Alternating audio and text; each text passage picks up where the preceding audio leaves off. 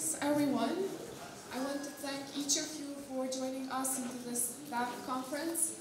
And since it's my very first presentation, I feel really excited. But I really hope that you will enjoy this presentation.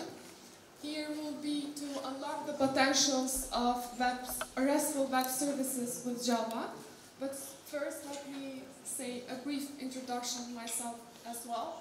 I am Aldona Abdulli, Java developer at Linkplus IT with 4 years of experience. I've been working with RESTful web services in Java, and today I would like to share the knowledge with all of you.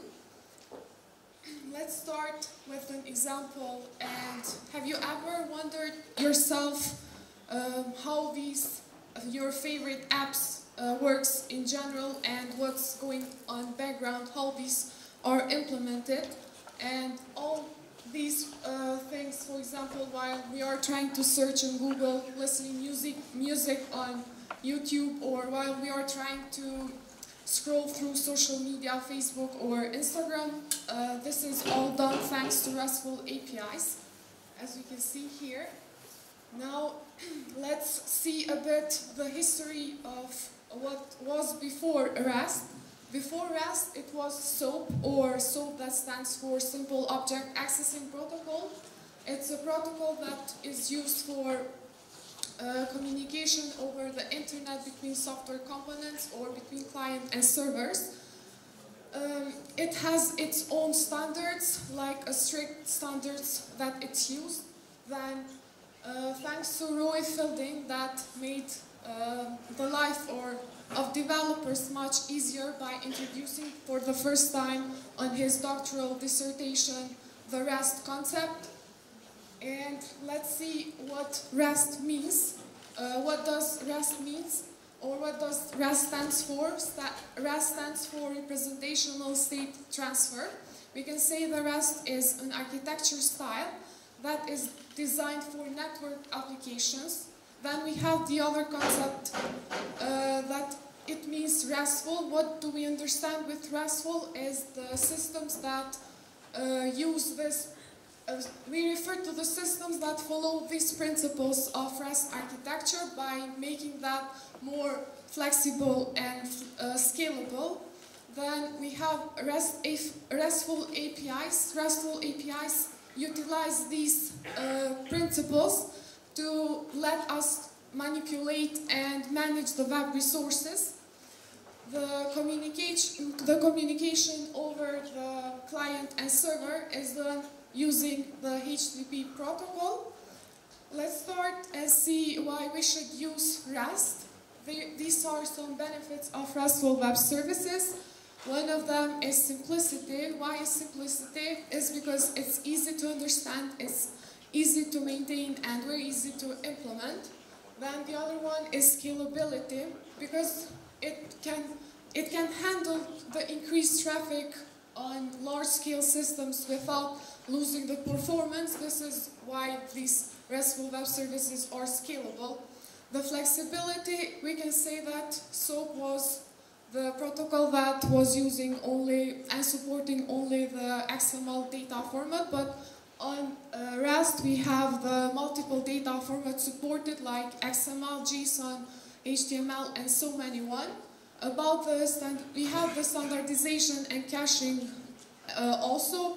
These are referred more for performance improving by promoting the consistency and compatibility.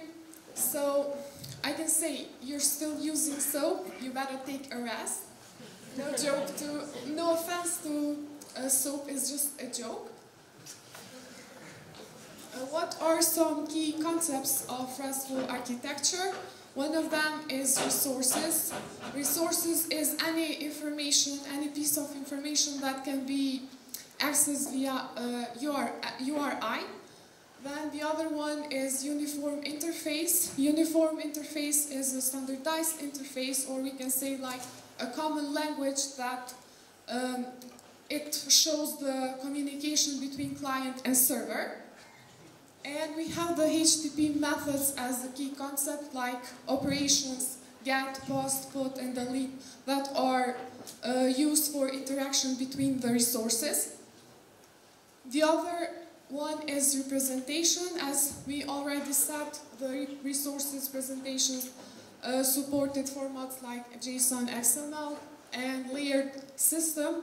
It's a layered system because of layered architecture by being scalable, reliable, and maintainable. Also, we have two more key concepts, the statelessness and cacheable. These will be described on this slide. As you can see here, we have a stateless concept that we can describe like the communication between client and server. The client is trying to send requests to the server, but the request, it contains all needed information. So the server, it doesn't need to store the data or to retain this data. It will always start with a new request and provide a new response. We can explain this with an example from real life. Example, imagine a stateless server, like a bartender who doesn't remember your drink or food while your lost visit, and in a happy way comes and serves you with a fresh one every time you visit that. The other example, or the other key concept is cacheable. Here we have an example how the web application or the client is trying to get or fetch the data from server, and cacheable mechanisms are usually used when we want to avoid the repeated request to the server. We use any of cache mechanisms. Like example, we put the data on a cache memory and we just fetch the data from there. No need to call the server again. So here we have an example how it shows the REST API in action. We have the client there. As you can see, client is trying to send a request to the server by using one of the HTTP methods that are get, post, put, and delete. And the server, it will provide a response to the client with one of the HTTP status codes as provided here. So now let's understand what HTTP methods are and what is the definition of them. HTTP methods define the actions that can be performed on resources in RESTful APIs. And we can say that each HTTP method corresponds to a CRUD operation, as it's seen here. We have POST that is used for create, GET is used for read, PUT is used for update, and delete is used for delete when we try to remove something. This can be explained also with an example. Imagine we are trying to order food online. And in the case that we want to fetch menu, the GET method is used on that case. On the case that you want to add something on your order, POST method is used on that case. And when you want to check out the order, PUT method is used in this case. Of course, besides the HTTP methods, there are also the HTTP status codes that should be handled while we try to create or implement something, an endpoint. So there are so many HTTP status codes, but here we have defined the most important one and how we can identify these by the first digit of them. We can say that these that starts with 100 or more informational codes. Then we have these that starts with 200. We can say these that are success codes with 300 or more redirection codes, and with 400 client error codes, and when something is wrong on server side, with 500 or server error codes. Have you ever wondered what we should know before trying to design or implement a RESTful API? There are some fundamental elements that we should know. What do we understand with an API? An API, it stands for Application Programming Interface, and it defines the interaction between software components. On that we have the endpoint. An endpoint is a specific URL where an API can be accessed. Then we have these two other elements that usually are used on Java Spring Boot framework. We can explain these by the URL example as shown here. We have a get HTTP method that looks like this. So the first part is the endpoint or the main API. Then here we have the product ID that is in parentheses. This is the path variable, and it means that we are trying to fetch a product with ID that we should provide here. The part with question mark and category, it defines the request param, and it's like it's used when we try to filter something or for pagination. In this case, we are trying to fetch the data based on product ID and based on the category. This will be explained on the other examples that we have on the code. Of course, that we have mentioned on the beginning of this presentation the benefits of RESTful web services, but of course that we should know the challenges that we may face during the design and implementation of RESTful web service or any new architecture. For RESTful web service, we can say that a challenge is security, because we have to be careful with the implementation of security mechanisms, like including authentication and authorization. The other one is complexity, because this architecture is usually used for large-scale systems.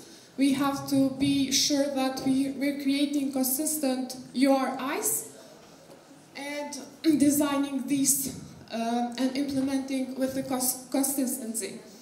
On the testing part, we always try to include the unit testing, end-to-end testing, and integration testing, because these are very helpful to have a reliable and functional application. And the last one is versioning. For versioning, always try to have an API documentation while you're implementing new features, and always try to describe the API version on that. So,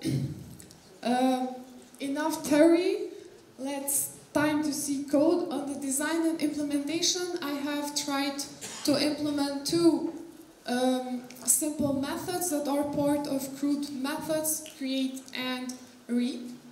But first, let's see how a REST controller looks like. The REST controller class is the class that it handles all the methods of REST, or the REST controller. I'm not sure if you can see there, but the first part is a REST controller annotation, and this is the annotation that is used specifically on Java Spring Boot that marks this class as a REST controller. And the other part is request mapping annotation, and this defines the routing of all the other methods that will be implemented on this class. Let's move to the implementation of Create API. On this case, for Create API, the post mapping annotation is used to define a method that is post. And we can see here we have to define the request body annotation in case that this product request is a Java object with the data fields on that we want to create a product. The other part is that always we have to return a HTTP status in case that is post. HTTP status created or 201 is used. And here we have an example that what really happens on background of this method and how Java Spring Boot supports the JSON library by automatically converting the Java object, in this case the product request or product response, into a JSON format. The JSON format is the JSON that is understandable by each web component. That's why this is converted on a JSON, as we can see on this example. The Postman is a testing tool for testing the endpoints, and we are trying to test here the post method for creating a product. As we can see here on the request body, we have the JSON format mentioned here, and as we can see also the response is in the JSON format. Here it indicates the status that stands for post S201, that this product has been created successfully. Let's move now to the implementation of GET API. On the implementation of GET API, I have tried to implement two methods by showing you the difference between request param and path variable. On the first part, we have the request param annotation that is defined for in cases that we want to filter the products based on category, and we have the required false. The required false, it means that this param is optional, and in cases that is not provided, it will fetch all products. In cases that is provided, it will filter these by category. The other example is while we are trying to fetch a product by an ID as a path variable annotation used in this case, and we can see that when the fetch is successful, a response HTTP method is used with status OK or 200. This is how it looks like on the part of Postman while we are trying to test this endpoint. As we can see, that part of params, it indicates the params that we want to send. We want to filter based on category. As you can see on response, we are filtering the products based on category with text tag. And on this case, the 200 status is returned for GET HTTP methods. The other example is with product ID provided while we are trying to fetch the product with an ID. As you can see here, the response, it indicates that we were able to fetch the product with ID 2. Let's move now to the error handling and exception management. This is also a very important part while we are trying to implement RESTful architecture. The best practices for this is to have clear error messages, to use the appropriate HTTP status code, and to define a global exception handler where we can define all the exceptions there. And the most important part is the log errors, because these are very important while we are trying to debug or monitor coding, especially when we go live. There is is the fastest way to resolve a problem by checking logs. And for the implementation of error handling and exception management, there are two annotations used on Spring Boot.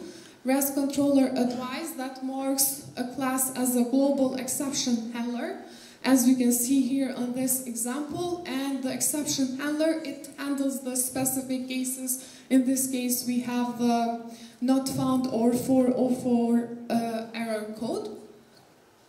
And this can be seen on an example on GET API method. As we can see here, in cases that the product is not found with that ID provided, we have to handle this with or else throw method and use one of the method that was on global exception handler. In this case is not found exception, and always try to have a proper error message that will be really helpful on cases when there is something that's going wrong. And in conclusion to this, we can say that in cases that you want to create a modern, modular and reliable software system, the best choice for it is RESTful Web Services.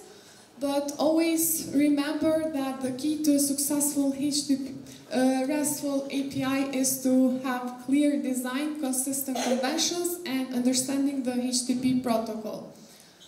And we can say something that a potential replacement of REST, it could be GraphQL.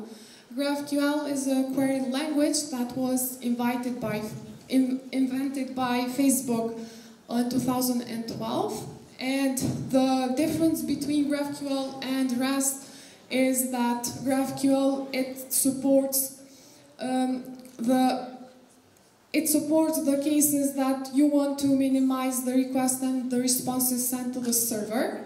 As we can see here, we have moved to SOAP, REST, GraphQL, and who knows what's next.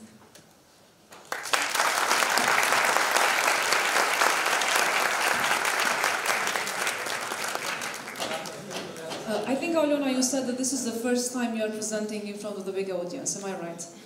Yeah? Yeah. It didn't look like that. Thank you very much. You were very kind. And definitely look forward to seeing you for the next conferences as well. Is there any question for Alyona? Yes. There are some hands raised up there. And also one here. I'll come to you a little bit. Thank you for your presentation. You can hear me all. The mic is working right now. You mentioned API versioning. Can you suggest a pattern that we can follow? For the API versioning, usually it starts with, when you create an endpoint, it usually starts with V1, and it's recommended that for every new feature that you add, or for every new things that you add on existing endpoints, to start then with the version 2 and have that deployed on the part of production environments or live. Thank you. Hello. Very nice presentation. My question is, you said that RESTful web services is with Java. My question is, can RESTful web services application also be created with other technologies, or is it just Java specific? Yeah, sure. REST is just an architecture style that can be implemented in every language, in every programming language that we want to implement. It's just an architecture. Okay, thank you. Hello, thank you for the presentation. What strategies do you recommend us for optimizing the performance of RESTful that are implemented in Java? Can you repeat, please, again Yes. the question? What strategies do you recommend us for optimizing the performance of RESTful APIs that are implemented in Java? As I mentioned before, one of these is that this is stateless server, and that it indicates that it increases the performance, but the main point of this is using the cacheable mechanisms, because these are very important for improving the performance of any RESTful web service. Okay. Thanks for the presentation, it was a great one. And talking about saving the data in cache and caching the data, what type of data we can save in cache to maintain the security of application? Because if we cache all the data and we try to make it faster, we can break the security of the application. For the security part, we can cache the data on cache, but it's always important to have the data encrypted. Alright, so you mentioned caching, which is a super powerful feature of REST APIs. However, I would like to know which of the HTTP methods are cacheable by default and which one would you suggest to cache? So the responses from which HTTP methods would you suggest to cache in this case? Usually those that we want to fetch the data are the get HTTP method, or those that are stored in cache, because in case that we want to reduce the repeated request to the server, we just get or fetch the data from any cache mechanism. Thank you.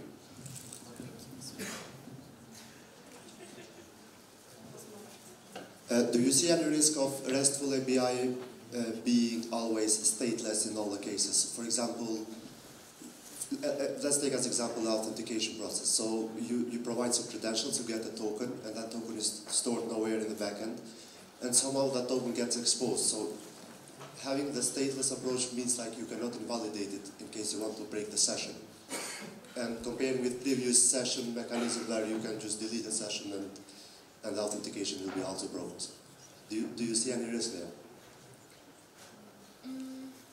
Not sure what to say about this, but since the token will be expired, then maybe I don't see that this is much risky, because every token, it has expiry time, and usually the expiry time is not very much valid, so I don't think that is really risky in this case. Thank you. Thank you. Great presentation. I have a question about the REST API architecture. So, is there any difference in implementing in other languages? I don't think that.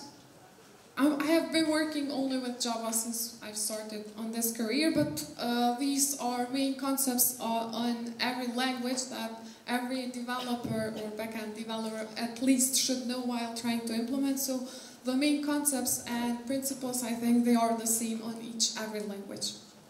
Thank you.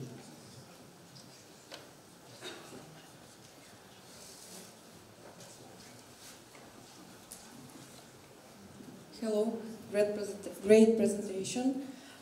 Is there a case when SOAP is preferable over REST? We can say that SOAP is sometimes more preferable. I've read that SOAP is usually used in cases when we have to have very secure informations, and it's usually used on banking systems. Thank you. Thanks a lot. And please.